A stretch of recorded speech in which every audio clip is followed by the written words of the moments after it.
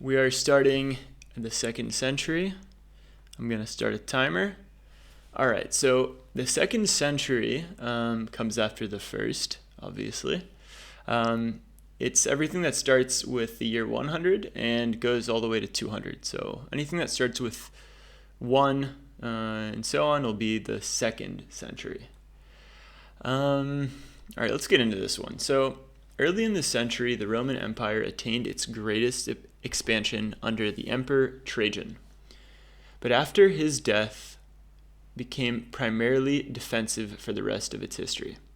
So it seems like the Roman Empire was expanding until it reached some sort of, we could call it like a final perimeter, final border, and then it becomes defensive, and this is marked by Trajan.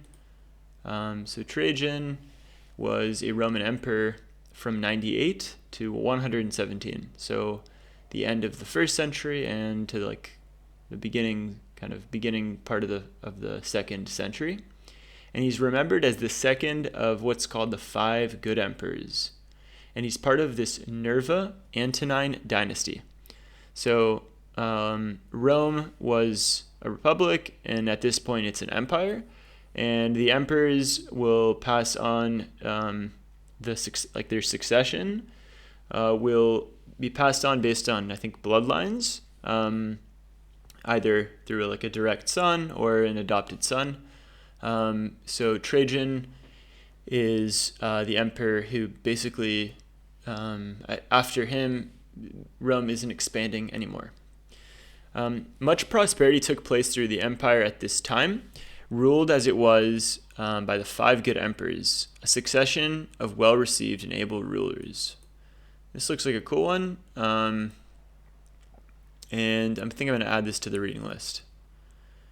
Maybe we'll get into this one later. A succession of well-received... All right, this we read. So this period also saw the removal of Jews from Jerusalem during the reign of Hadrian, after the Bar Kokhba revolt. All right, what's that? So the Bar Kokhba revolt was a large-scale armed rebellion initiated by the Jews of Judea, led by Simon Bar Kokhba, against the Roman Empire in 132 CE, lasting until 135. It was the third and final escalation of the Jewish-Roman wars. Okay, so the last quarter of the century saw the end of the period of peace and prosperity known as the Pax Romana. At the death of the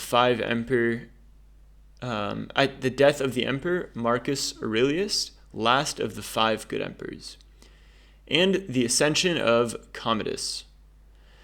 After Commodus was murdered in 192, a turbulent period known as the Year of the 5 Emperors ensued.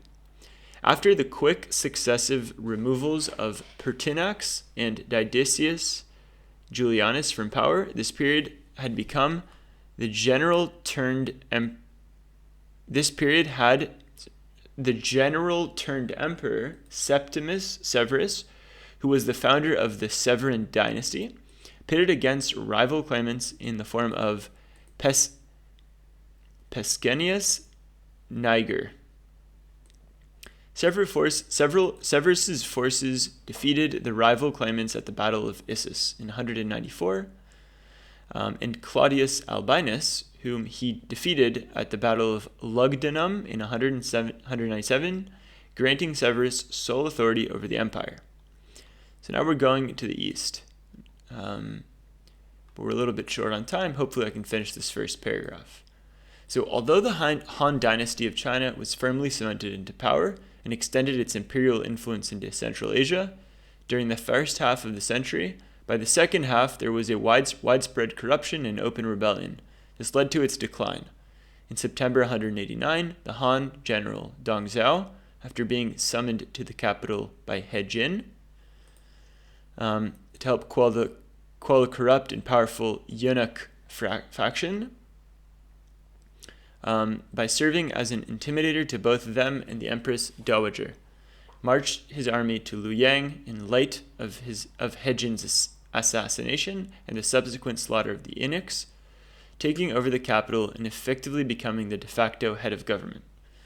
So I think we'll end it here because I don't have enough time to get into this last paragraph. Let's have a cruise through the pictures, see what we got here.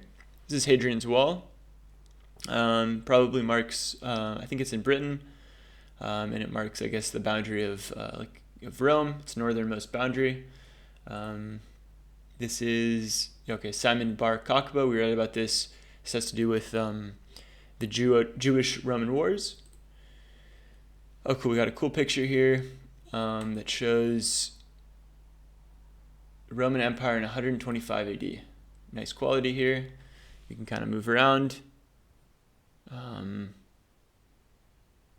see different parts. So this might be the Trajan's Wall, something that we just looked at a picture. And here we see more defensive maybe walls. Yeah,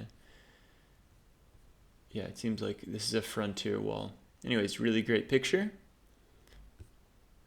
And we have a picture here that shows the map of the world in 100 AD with the different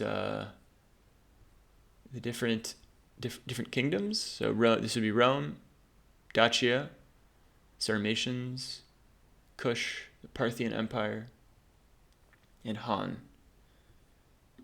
Then we have a picture that shows it at the end. Very cool. Okay, so that's it for this one. See y'all on the next one.